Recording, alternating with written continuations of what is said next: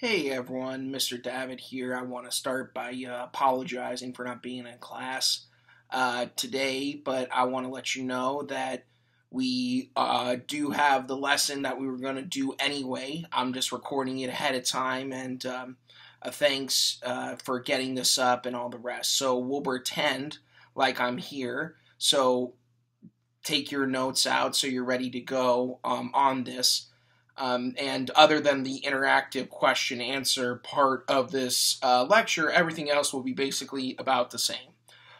So this is now the next part of our topics of study. The first part that we looked at was about colonial development. And we saw, the colonies being settled and their kind of unique ways of life. And that's going to exist for about 150 years, where the colonies are governed by England, but they largely kind of do their own things and they've developed a little bit separately. This first part of this next unit is all about the prelude up to the revolution. So what happens where things change? And so we kind of go from long-term causes of the American Revolution to more of the short-term stuff. The short term we're going to get more to next week, the things that happen in primarily the 1760s and the 1770s. That's going to make the revolution arguably inevitable. But today, what we're going to look at is this kind of big moment, which is the French and Indian War, which is going to start to change the dynamic and change the relationship between the colonists and the crown. So we'll start here by looking at colonial powers and talking about France, which we've only talked about just briefly, but we'll talk about them a little bit more, and then we'll talk about why this war comes about, what exactly happens, and then we'll move into the effects. A reminder, if you don't already know this or you don't remember this, but there is technically no military knowledge that will be tested on the AP exam. You'll not be expected to know about a specific battle or, specific wartime strategy or something like that. But wars are definitely important because usually there are major causes. Wars just don't happen usually for no reason. There's reasons why they occur, and their effects are also important too.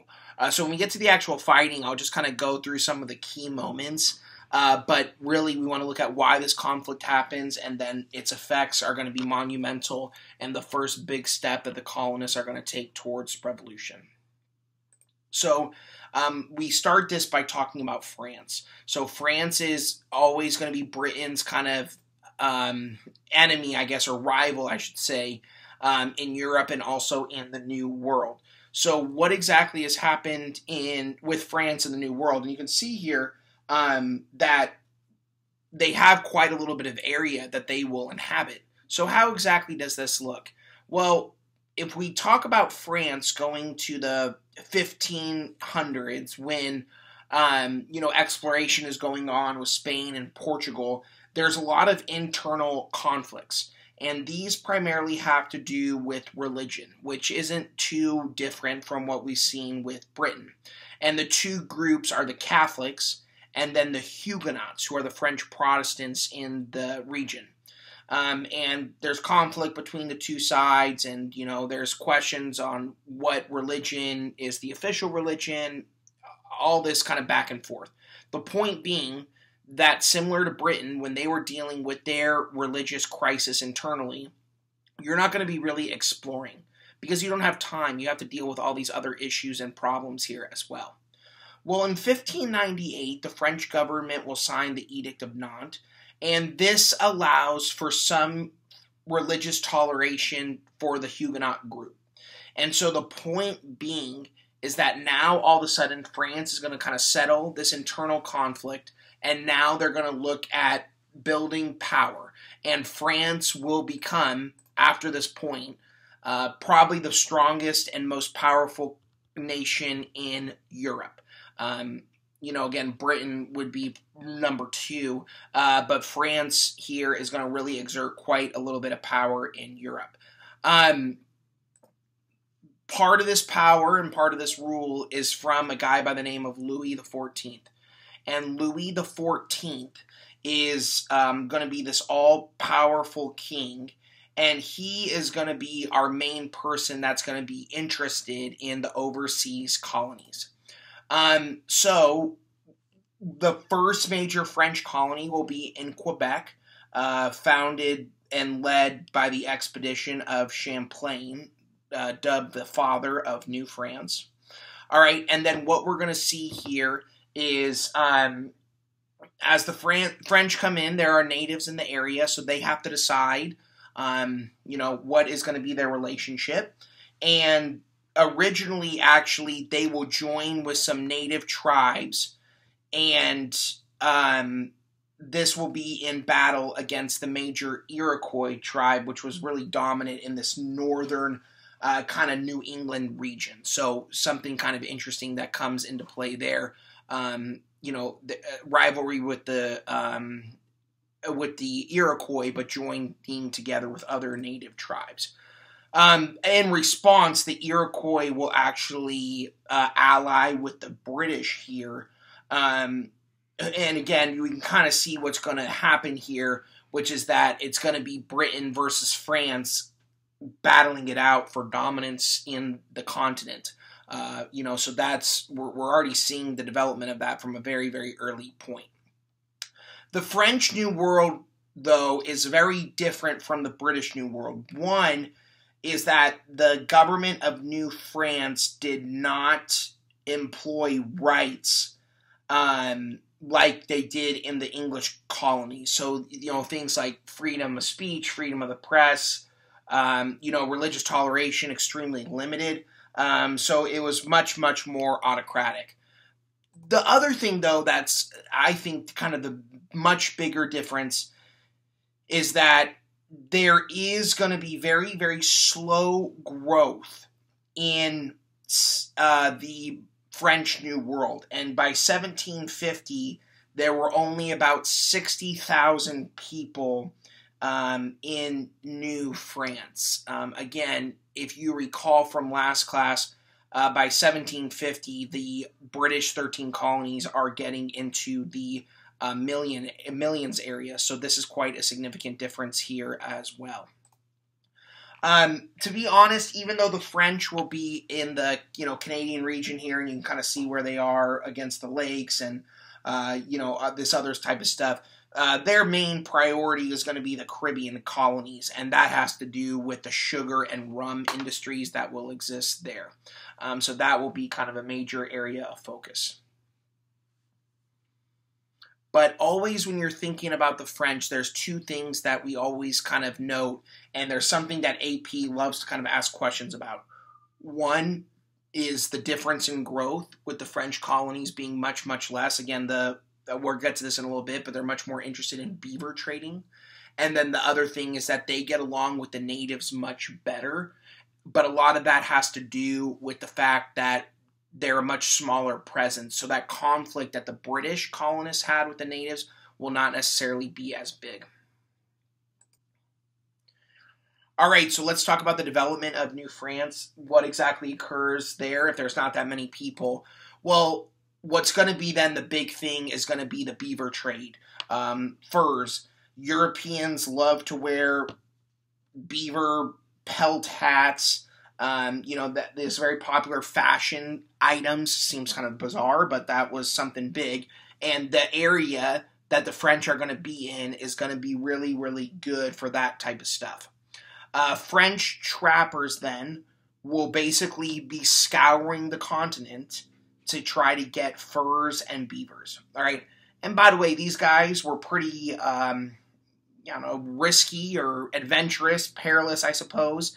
But again, they were just in pursuit of the profit, pursuit of the beaver. And so that's what they kind of did as they went all over the place. In addition, because they didn't necessarily know the area that well, and also, again, these guys weren't looking to settle really the area. They were just looking to profit from the furs and the beavers. They were using the natives as allies. All right, and so that was really good for them who knew the region better, and hence why I've shown this picture. With that being said, this was not necessarily a good arrangement for the natives, as again, contact with the French would mean that many would unfortunately pass away from disease, similar to what we've seen with the other colonial powers in the Americas without the immunities. The French beaver hunters are going to go to really, really great distances to hunt the beaver, kind of scouring all throughout the Great Lakes area, the southeastern and eastern United States, even, getting closer to the border of Texas. To be honest, they will practically extinct the beaver population. If you're interested in ecology and the effects, it's important to realize that there are massive effects of this thing. But at the time, no one was really thinking about that. They were just thinking of all the beaver pelts they were going to sell overseas. Rivers are a huge, huge part of the French territory in the Americas. You can kind of see where we were on the map, and I'll show you a little bit more, but rivers were all over, and that's always important to kind of think about because it means that the area was valuable. Rivers provide trade access and all those other type of things, so we really do notice that the river area were important for them. Another group that's French that's going to come to the New World are going to be the Jesuits. They are going to be motivated much more as Catholic missionaries in order to try to convert natives and some of the fur trappers. The reality is their success will not be huge, but many of them will serve as explorers and also geographers even of the area, so that's a significant element as well. So maybe their initial practice is not going to necessarily work, but later on this becomes more important and significant. Finally, other French people are going to be more so interested in the New World for the desire for a North American empire. And these are some people that are going to see, similar to the British, similar to the Spanish, that in order to be successful and in order to, be the most powerful country in Europe, you had to have a big, big empire. So that will be the motivations of many. And again, they will take up a decent amount of area up into the mid-1700s. And I'll show you a map of that in just a little bit. Again, this image is supposed to depict the working relationship between the French and the natives in the hunt of the beaver. To be honest, the AP exam has asked about this in the past and shown us this image or an image similar, asking, to kind of, draw on your knowledge of the French as a colonial power to understand this a little bit better. And here we can see the route, for example, of De La Salle, a Jesuit who came over and ended up being a big explorer for the French in the New World. And here you can see kind of the breakdown. So, the 13 colonies we know are not very big, but they do stretch, almost the entirety of the eastern coast. But there's a lot of people in there versus the French area. For as big as that is, there's not that many people actually living there, only about 60,000. But again, the land is much bigger.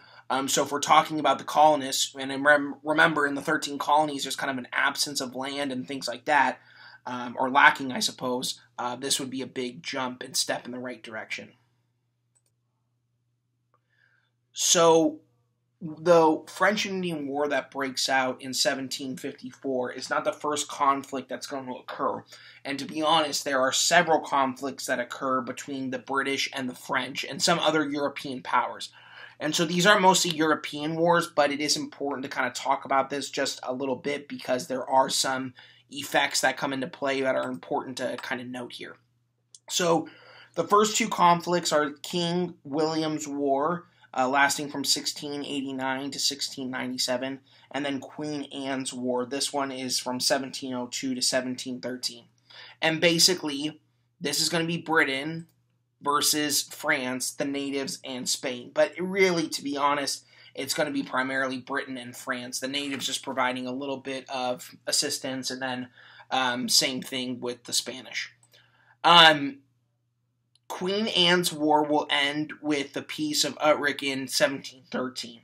And what this will do is it really will show how bad the French had lost in Spain, because Britain will gain what is known as Acadia, also known as Nova Scotia today, and then Newfoundland right there, and then the Hudson Bay area over here. So that's going to be big pickups in this regard.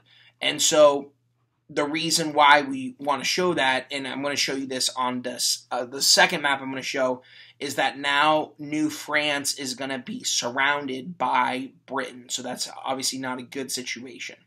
That being said, now that Britain had secured, occupation across both sides, what we're going to see is that a period of peace, salutary neglect by the British, as they'll kind of let things continue on as such. So this map is supposed to depict North America before the treaty. And then this map is going to be North America after the treaty. And again, you can see here, they're going to, gain this, and in this kind of area. So that is going to be kind of an important piece here. And if you're New France, yeah, you have this relatively big area, but you don't have many people living in there. And again, you're surrounded now on both sides. Although peace is going to be established in 1713, the reality is that peace is not going to last very long.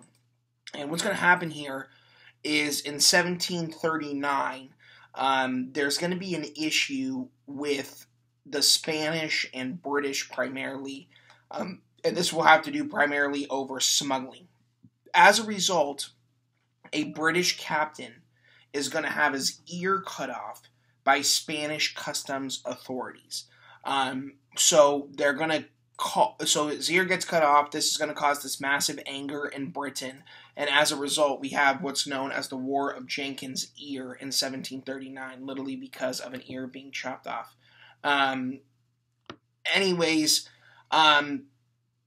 This is going to be primarily between the British and Spain, and what's happening here is, as this is occurring in the New World, there's also which is a very small kind of scuffle against the much bigger war going on in Europe, which was the War of Austrian Succession.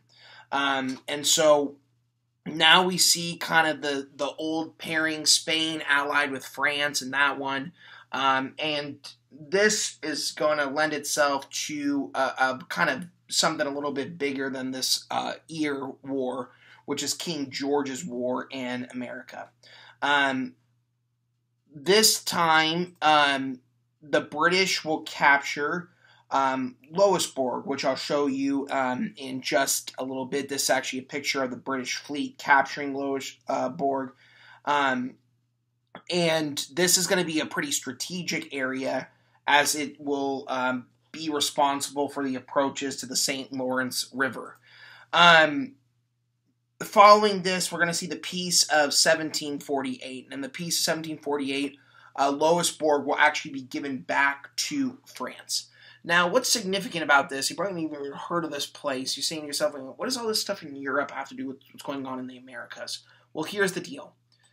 The colonists felt as though they were responsible for capturing Louisbourg, which isn't 100% true, but, it was closer to them than it was to Britain. With that being said, in the Peace of 1748, because that had to do with the other conflicts that were going on in Europe, the British gave Louisbourg back to the French. And so the colonists are going to say, wait a minute, hold on. How come people in the old world, Europe, are making these decisions? How can this possibly be the case? And this will lead to a situation where the colonists will become extremely angry and things like that.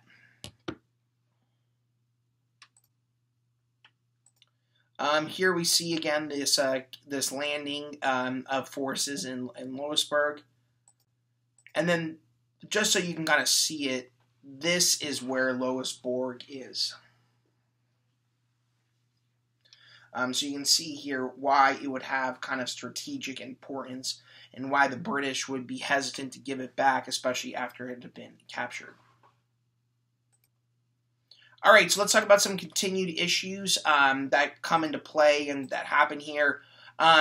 So in the Ohio Valley, this had become a major point of contention between the French and the British. And the reason why is because the French technically occupied it, but the British, always on the quest for expansion, are going to be looking to come into that area to expand west. All right, and so again, we're going to see kind of this back and forth and things like that. What's going to happen is that in 1749, 500,000 acres of this land in the Ohio Valley will be given to a group of Virginians. All right. And so this is going to kind of keep on to kind of an interesting question, which was, what right did they have to do this? And basically the rights were a little shaky, but they did secure this, access to about 500,000 acres in the Ohio Valley region. Well, the problem with that is that in the same area, the French were in the process of erecting a chain of forts that were going to basically command the Ohio River. And so now we have the French and we have the British in conflict with one another kind of over this area. As again, the French see it as theirs. But these Virginian families, who are these really kind of wealthy and powerful families, are going to say, no, we have the rights to this land. We have the access to it and all the rest of that kind of stuff. So this leads to a kind of shaky development here. So a young man, 21 years old, is going to be contacted by the governor of Virginia to basically go into the Ohio Valley and basically kick the French off. And that young man was a man by the name of George Washington, who you've probably heard of before, kind of pushed into history, kind of unexpectedly. And now all of a sudden, kind of this idea here to kind of mark the land for the British. Well, as he's there, they run into the French. Some shots are fired, and the French leader down there will be killed, and the men will retreat. Whoa, Washington. Wow, this is a great start. Okay. No, wrong. Instead, the French are going to come back with reinforcements. They're going to surround Washington, and then as a result, they're going to be forced to surrender their entire command after about a 10-hour siege, including, obviously, Washington, who has to do that as well. Again, this is kind of a tough moment and things like that. But, this is what kind of occurs and happens here. And again, this will actually have bigger consequences than maybe what was initially thought, which is kind of this small little land dispute in the Ohio Valley. As a result of this situation, the British authorities in Nova Scotia are going to take action, and they're going to push the French Acadians out of Nova Scotia. And because of that, these group of French Acadians are going to travel all over the place. Many will end up in Louisiana. And this group of people, basically, who got kicked out of Nova Scotia, French people, are going to be known as Cajuns. And again, the Cajun lineage and, ancestry still lives on even today. But it's just kind of interesting to kind of see that retaliation against France or the French people in Nova Scotia because of what occurs in the Ohio Valley. So you see here again, 1749, this is when the French claims to the Ohio Valley. But then again, that's when we see, at that same point, those 500,000 acres being granted to those wealthy Virginia families.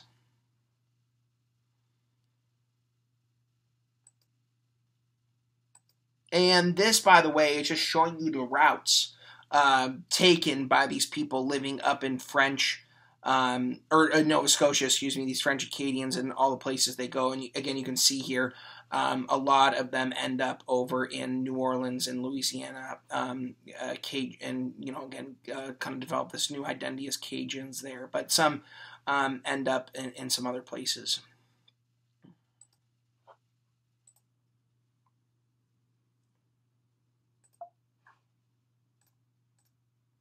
The conflict that happens between the British and the French in the Ohio Valley is just one kind of example, as we kind of seen for this first part of the lesson, of the greater conflict between Britain and France in the New World. And again, they were having a lot of conflicts with one another in the Old World here as well. So here's where things change. The first three wars that we talked about had all occurred in Europe, and there was just a little spillover fighting that occurred in the colonies. This one that will occur, the 7 years or the French and Indian War, is going to be the only one that actually starts in the colonies, and then we'll kind of have the opposite with some fighting taking place in the Old World. What's interesting also about this is we're going to see fighting taking place in quite a few different theaters: North America, Europe, the Caribbean, Philippines, and even Africa. With that being said, again, for our purposes, our main focus is going to be obviously on North America and what goes on there. The major sides are going to be Britain and Prussia, and then versus France, Spain, Austria, and Russia. But same kind of thing. It's mainly Britain, and then it's mainly France on the other side. Again, Spain maybe, but the other ones is kind of there. As we're looking at this, one of the things that's going to be really interesting is that as fighting takes place in Europe, the French are going to be so overwhelmed with all the things they're going to have to put into place there that they are going to have to kind of be unable to give a whole lot of resources, soldiers, aid, etc., to the New World. And so that's something really important to kind of keep in mind. So this is important because, by the way, it's kind of funny. The French and Indian War is not really a French versus Indian War. Okay, so that's kind of a misnomer. And it's also called the 7 Years' War. It's not really a true 7 years, because to be honest, it's actually 9. Fighting starts in really 1754, but it's the first 2 years are seen as kind of unofficial. And then 1756 is the date given for the actual official fighting that takes place.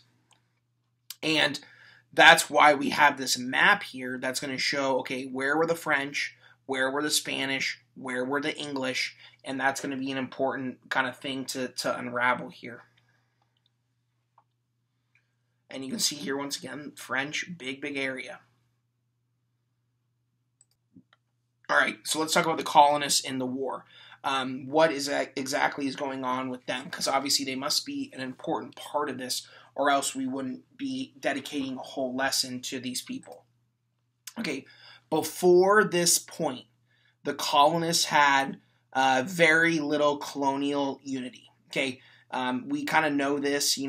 They kind of developed separately. They didn't really do a whole lot of anything together. Again, we saw the New England Confederation that had a few of the New England colonies, but for the most part, that was pretty regional, and that was about it.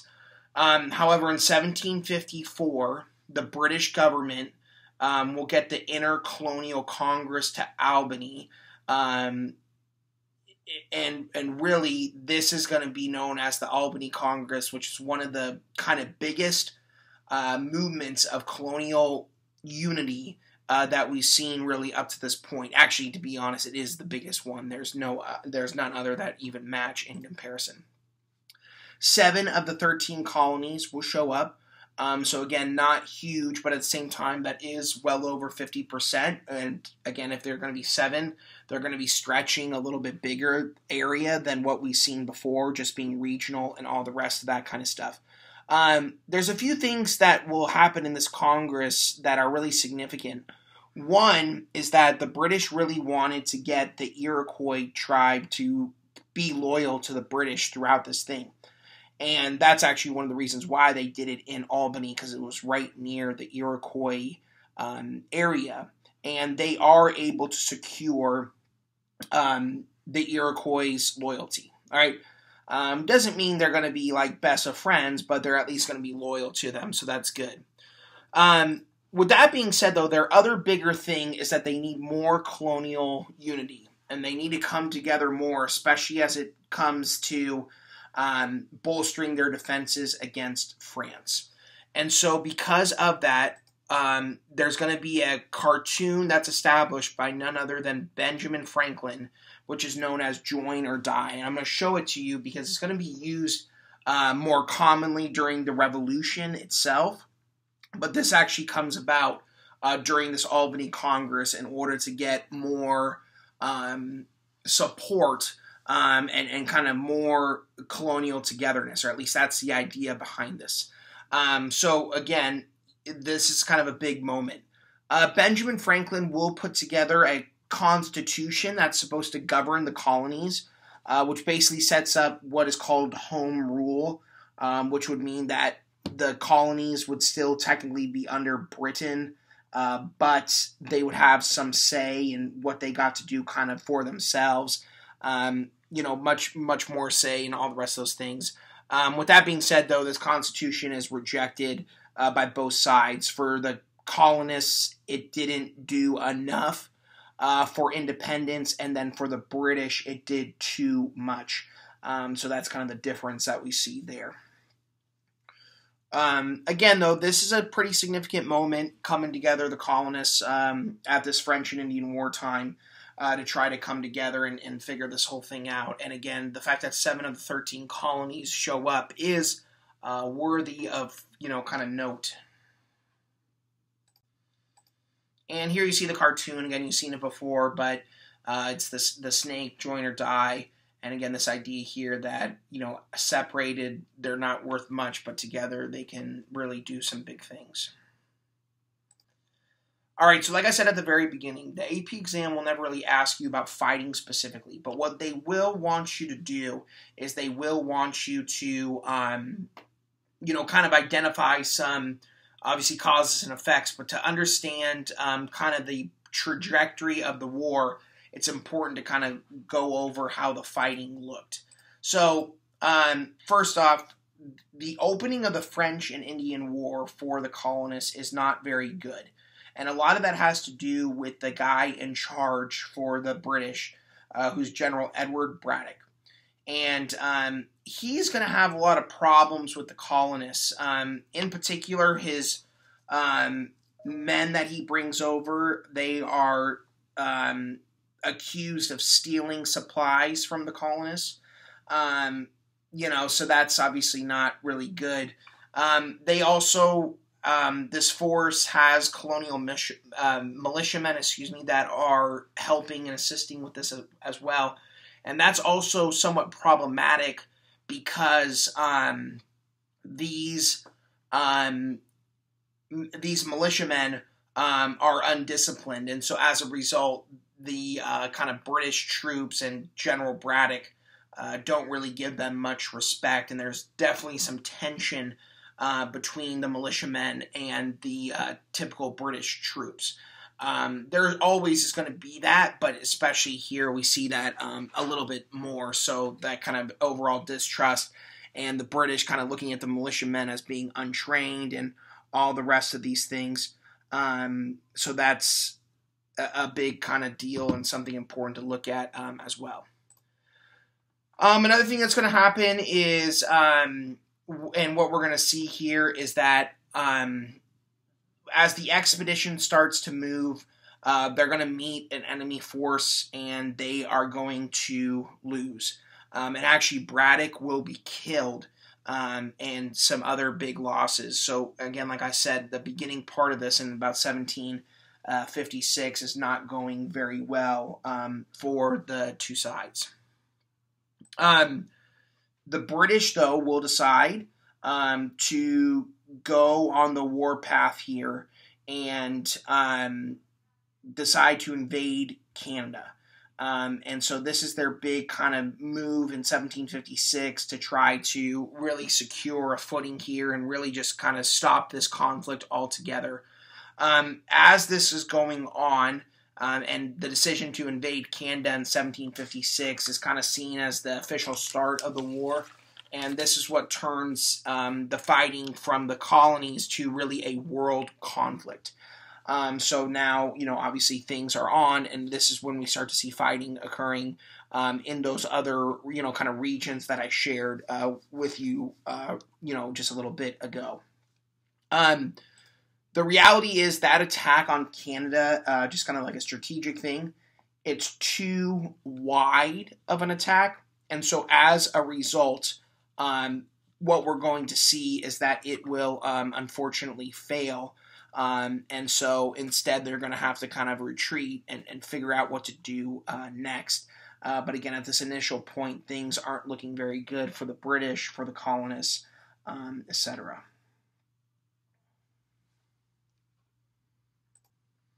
All right, so again, like I said, we don't talk about fighting too much because what happens? Well, the fighting shifts pretty quickly.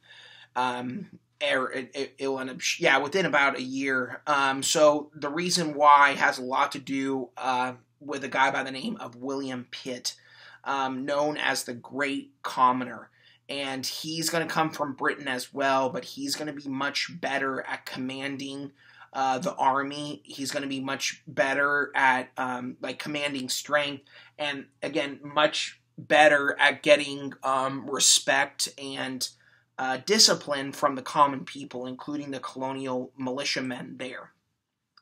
Instead of deciding to just attack the entirety of Canada, he's going to instead focus his attention to Quebec and Montreal. Basically making the decision, hey, look, that would be much better than attacking all of Canada. Let's just go from there and see how things will present themselves. In 1758, the powerful kind of expedition of Pitt, or one of Pitt's men, will actually recapture Louisbourg that had been taken away previous. And this becomes the first major victory for the British in this French and Indian War. In 1759, we actually see the Battle of Quebec take place, and the French will be defeated, and the city will surrender, and Montreal will follow suit shortly thereafter. And all of a sudden, with the fall of Quebec and the fall of Montreal, the French now no longer have a presence in Canada. And so what we see here is a little bit of a shakeup of the New World. And one of the big things that you want to look at here is that Mississippi and Louisiana will go to Spain. France forced to give that up. And then Spain is going to give Florida to Britain in exchange for Cuba. Okay, so I'm going to show you what this looks like on a map because that's going to be much better for you to look at here. But Great Britain will be dominant in North America as a result of the French and Indian War and the victory they achieve.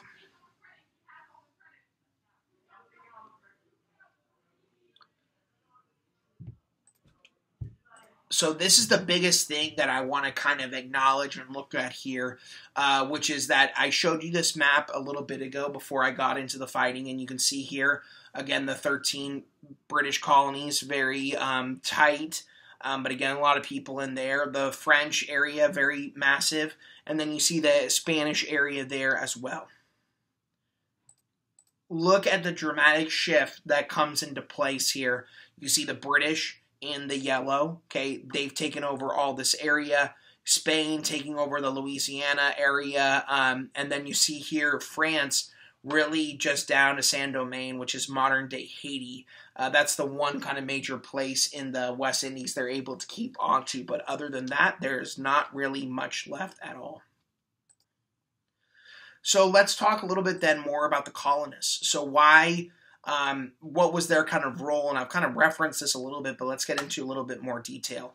One is that the British colonists will really feel much better about themselves, especially militarily.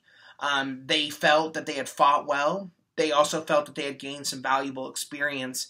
And there's value to that, and that has a lot to do with the fact that there are about 20,000 colonial recruits that do fight on behalf of, the British here. So that's a much bigger number than any of the previous conflicts, and they really do feel like them being there did have a big effect on what was going on. Another thing that's really big here is that the French and Indian War proved that the British were not invincible. And what's so interesting here is that, the colonists had seen firsthand the British losing at points to the French. They had seen the British military killed, okay? They had seen Braddock, okay, being lost. They had seen the British at certain points looking helpless. And so all of a sudden, that kind of feeling that many of them had before, that the British just could not be beaten and they were unstoppable, whatever, is going to really go away. And so that's a significant thing to look at there. Another thing to consider here is that the British will not be fond of the colonists. So the colonists feel like, hey, we really contributed to this victory. We really did a good job in getting things together. And what's going to happen instead is the British are going to say no. Okay, these colonists were out of control. Okay, they were untrained. All right, they really don't adopt to our style. All right, so these are problems that are really not worth it. Now the colonists, on the other hand, are going to say, wait a minute, we deserve credit. Okay, we did help out. We did contribute here. We should be thanked for this, and we shouldn't be punished or something like that. And again, that's kind of the way they're going to feel about this. With that being said, it's also important to realize that many colonists will be kind of impacted by the war.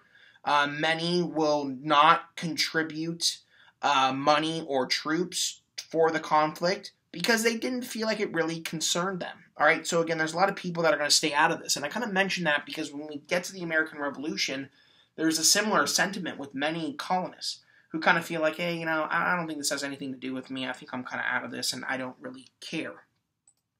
That being said, there is a general growth of colonial unity that comes into place during the French and Indian War, okay?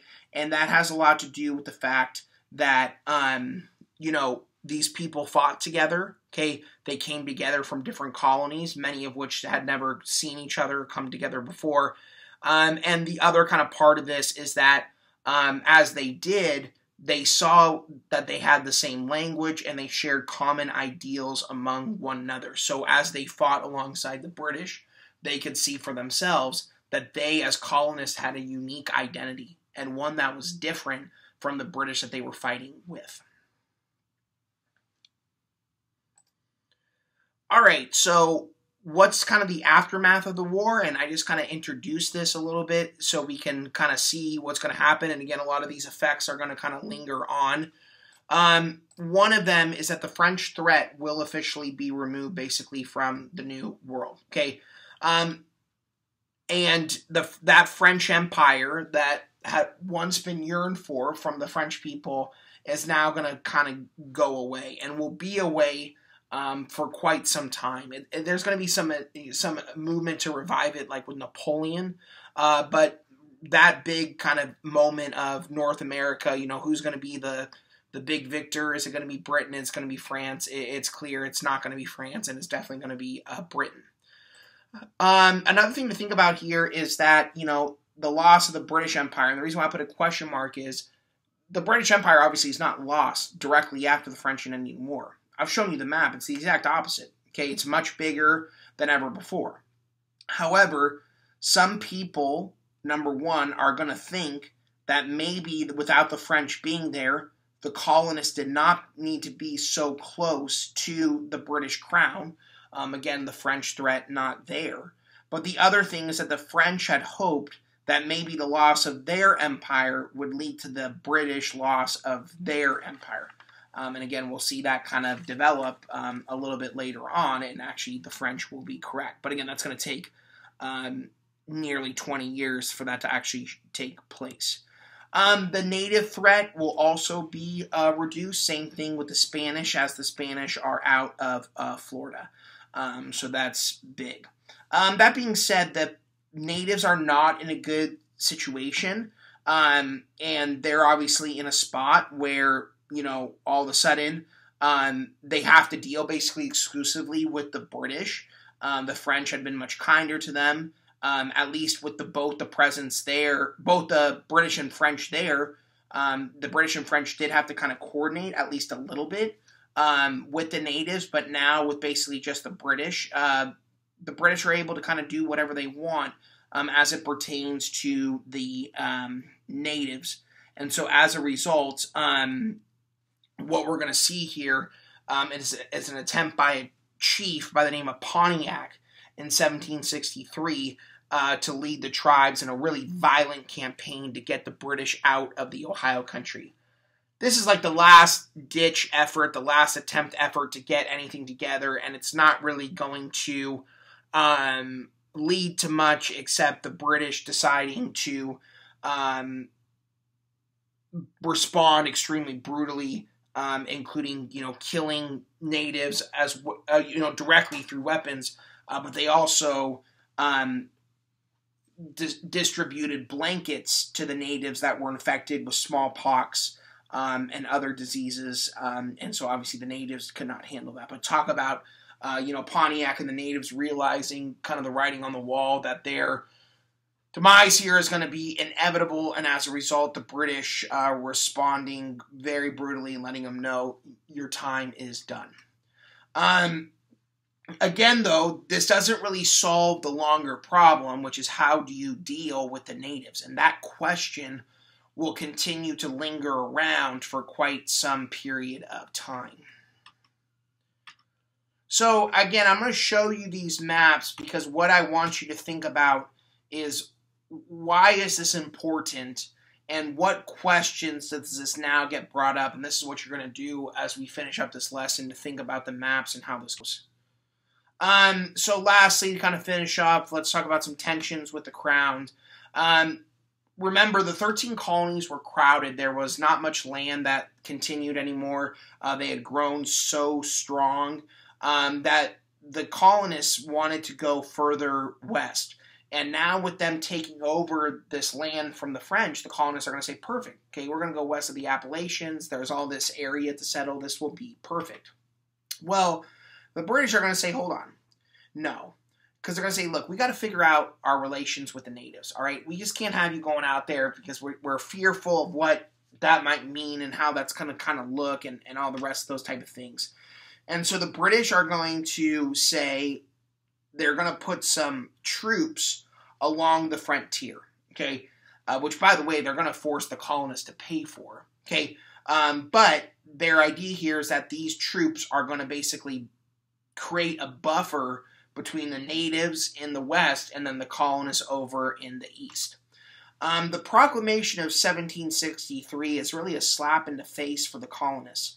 And the reason why is because it will prohibit settlement past the Appalachian Mountains. Okay, so no settlement out there. Okay, again, this is done mostly to try to kind of stabilize relations with the natives. That's what the British are thinking. But the colonists are going to be infuriated by this. And what they're going to say here is, wow, this land belongs to us. And, how could this be the case? How can this happen? And all the rest of those type of things.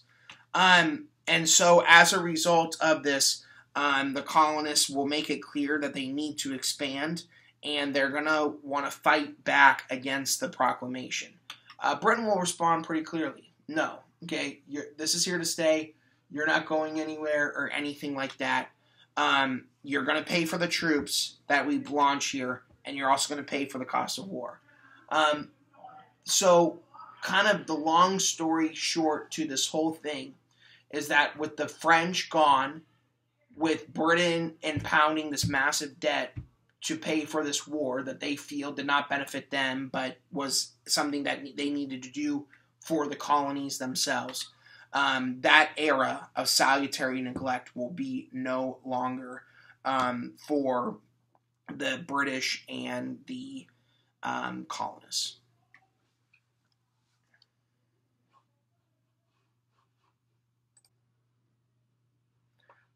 As we wrap this up and we have some time still left in class, what I'd like you to do is to look at this map. And, you can pause it after I explain kind of the questions on the top. But this is obviously a pretty dramatic change in border and all the rest of those things. So looking at this, what effects do you think this might have? Okay, what changes do you think is going to be significant here? Especially for the colonists. Like, how is their world now impacted in so much a dramatic way?